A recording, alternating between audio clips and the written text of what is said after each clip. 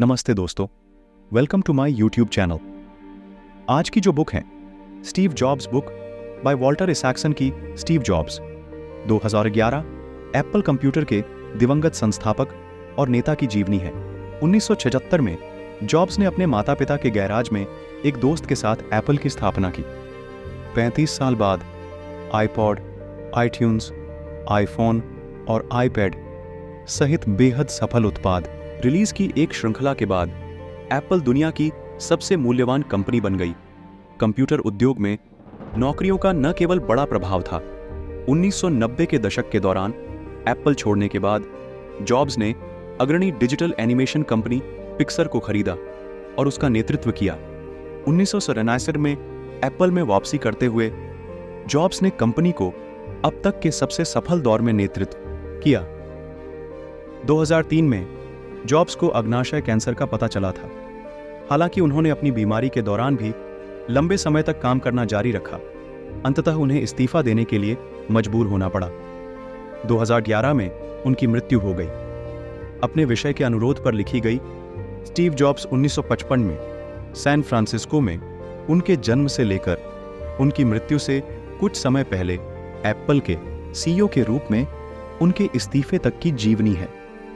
यह पुस्तक जॉब्स और उनके करीबी कई अन्य लोगों के साक्षात्कारों पर आधारित है, जिनमें एप्पल के शुरुआती दिनों के सहकर्मी, इसके तेजी के वर्षों के साथी अधिकारी, पुरानी गर्लफ्रेंड और उनकी पत्नी शामिल हैं।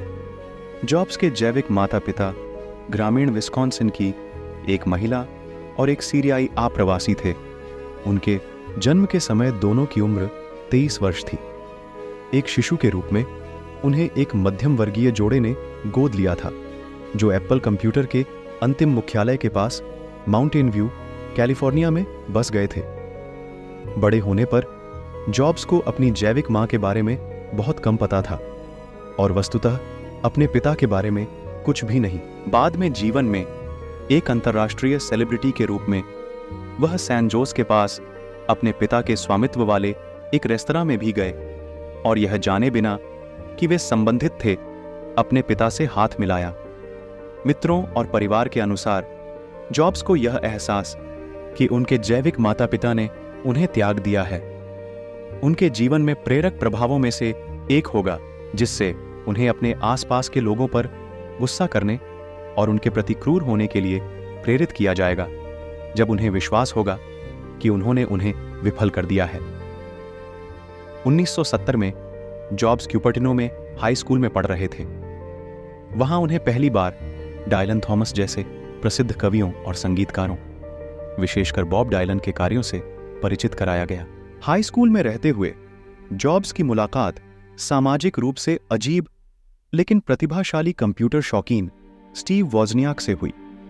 जॉब्स कोई कंप्यूटर प्रोग्रामर या इंजीनियर नहीं थे, लेकिन दोनों दोस्तों का मानना था कि उन्होंने एक दूसरे को संतुलित किया है।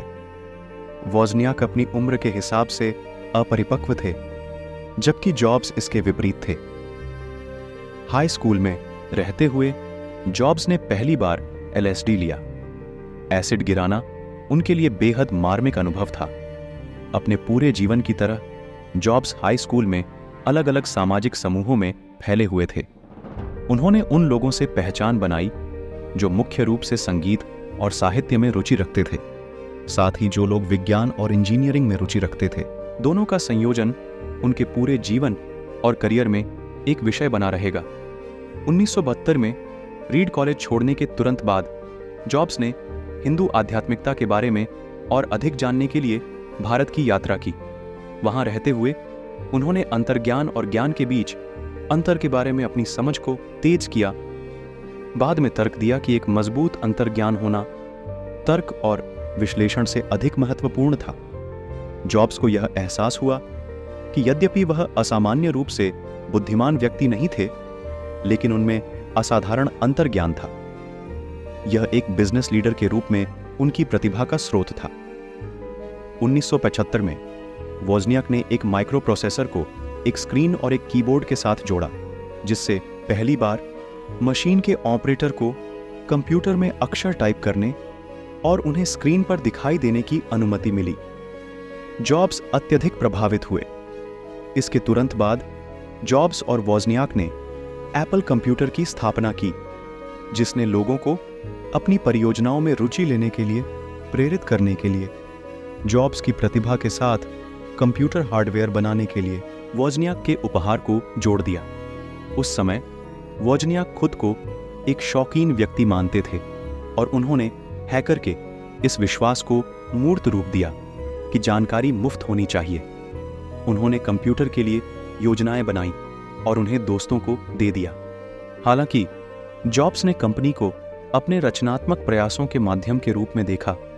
हालांकि वह धन की इच्छा से प्रेरित नहीं थे।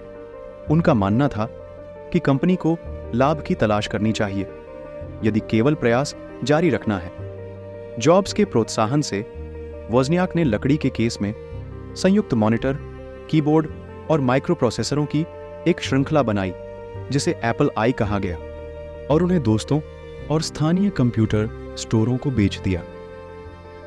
कंप्यूटर एक त्वरित सफलता थी और कई तकनीकी और व्यावसायिक उपलब्धियों में से पहली थी, जिससे 12 दिसंबर 1980 को एप्पल की आरंभिक सार्वजनिक पेशकश शुरू हुई। हालांकि एप्पल में जॉब्स हमेशा दूसरों के लिए प्रेरणा थे, लेकिन कंपनी के आधिकारिक नेता बनने के लिए तैयार होने में उन्हें कई साल लग गए थे। वह अक्सर कर्मचारियों के साथ अभद्र व्यवहार करते थे, उन तथ्यों को नजरअंदाज कर देते थे जो उन्हें पसंद नहीं थे और बैठकों के दौरान बेहद भावुक हो जाते थे। 1983 में जॉब्स के आग्रह पर एप्पल ने पेप्सिको के एक कार्यकारी जॉन स्कली को कंपनी के अध्यक्ष के रूप में नियुक्त किया। स्कली को किसी प्रौद्योगिकी कंपनी में कोई पूर्व अनुभव नहीं था। हालांकि वह एक कुशल विपणनकर्ता थे और जॉब्स हमेशा इंजीनियरों के काम को दुनिया के सामने लाने के लिए विपणन के महत्व में विश्वास रखते थे।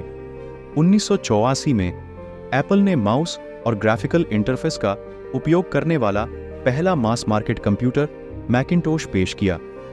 ग्राफिकल इंटरफेस होने का मतलब है कि कंप्यूटर अक्षरों को प्रस्तुत करने के बजाय व्यक्तिगत पिक्सेल को अनुकूलित फॉन्ट और आइकन के आकार में प्रस्तुत करता है, जैसा कि पिछले सभी बड़े पैमाने पर बाजार वाले कंप्यूटरों ने किया था।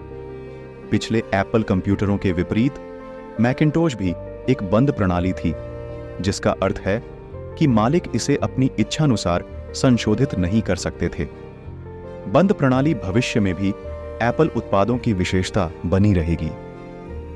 जब मैकिन्टोश बिक्री अपेक्षाओं को पूरा करने में विफल रहा तो जॉब्स क्रोधित हो गए और मूड में बदलाव के शिकार हो गए। कंपनी के संघर्षों के लिए अक्सर कर्मचारियों पर हमला करते रहे। विफलताओं की इस श्रृंखला के बाद स्कली ने एप्पल में अपनी नेतृत्वकारी भूमिका से जॉब्स को हटाने की प्रक्रिया शुरू की। इसके बाद जॉब्स ने एक और कंपनी नेक्स्ट कंप्यूटर शुरू की, जिसने विश्वविद्यालयों के लिए उच्च स्तरीय कंप्यूटर और सॉफ्टवेयर डिजाइन और निर्माण किया। नेक्स्ट में जॉब्स ने कंपनी और उसके उत्पादों को नुकसान पहुंचाने के लिए पूर्णतावाद की ओर अपनी प्रवृत्ति अपनाई। उदाहरण के लिए उन्होंने इस बात पर जोर दिया कि कंप्यूटर के हार्डवेयर के मूल को एक क्यूब में रखा जाए। इस तथ्य के बावजूद कि एक क्यूब एक इंजीनियरिंग चुनौती पेश करता है और निर्माण के लिए अधिक महंगा था। 1986 में जॉब्स ने लुकास फिल्म के ग्राफिक्स और हार्डवेयर डिवीजन पिक्सर को लगभग $50 मिलियन में खरीदा। जॉब्स ने पिक्सर के नेताओं को साथी रचनात्मक आत्माओं के रूप में देखा और उन्हें अपनी फिल्में बनाने के लिए प्रोत्साहित किया। इनमें से पहली थी टॉय स्टोरी, जिसे डिज्नी के साथ संबंध के माध्यम से रचनात्मक इनपुट और वितरण से लाभ हुआ, जिसकी मध्यस्थता जॉब्स ने की थी। टॉय स्टोरी ने कंप्यूटर एनिमेटेड फिल्मों का चलन शुरू किया और पिक्सर ने जॉब्स को अरबपति बना दिया। 1977 में जॉब्स स्कली के तहत कंपनी के प्रबंधन में देखी गई कुछ खामियों को ठीक करने के लिए एप्पल में लौट आए। उनका मानना था कि कंपनी ने अपनी प्राथमिकताओं को अच्छे उत्पाद बनाने से स्थानांतरित कर दिया है, जो अच्छी तरह से बेच सकते हैं और जितनी जल्दी हो सके उतना पैसा कमा सकते हैं। अगले कई वर्षों में जॉब्स ने अपना नियंत्रण मजबूत किया और अंततः सीईओ बन गए। कई वर्षों तक जॉब्स ने एप्पल और पिक्सर दोनों के सीईओ के रूप में कार्य किया। यह एक तनावपूर्ण अवधि थी जिसे बाद में उन्होंने अपने स्वास्थ्य में गिरावट के लिए जिम्मेदार ठहराया।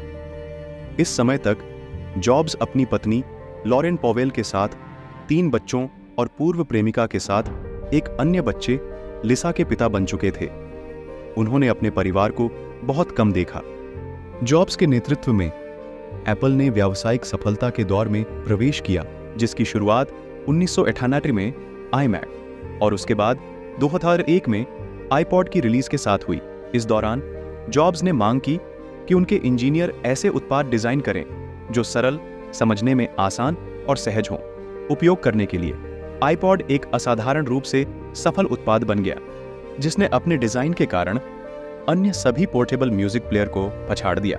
iPod को संगीत की आपूर्ति करने के लिए जॉब्स ने iTunes स्टोर की शुरुआत की, जो 99 सेंट में व्यक्तिगत गाने बेचता था। स्टोर ने अपने पहले सप्ताह में 6 मिलियन से अधिक डाउनलोड किए, जिससे यह बड़े पैमाने पर डिजिटल संगीत बेचने का पहला सफल प्रयास बन गया। iTunes स्टोर ने एक एकीकृत प्रणाली के लिए जॉब्स की इच्छा को प्रदर्शित किया, जिसमें एप्पल सॉफ्टवेयर एप्पल हार्डवेयर के साथ सहजता से काम करता था। ये विशेषताएं एप्पल की अगली बड़ी सफलताओं आईफोन और आईपैड में काम आएंगी। जॉब्स के निर्देशन में एप्पल ने ऐप स्टोर की शुरुआत की, जो एप्पल फोन, टैबलेट और कंप्यूटर के साथ उपयोग करने वाले सॉफ्टवेयर के लिए एक डिजिटल बाजार है। ऐप स्टोर और विशेष रूप से आईफोन की सफलता के साथ एप्पल दुनिया का सबसे मूल्यवान निगम बन गया। 2003 में जॉब्स को अग्नाशय कैंसर का पता चला था।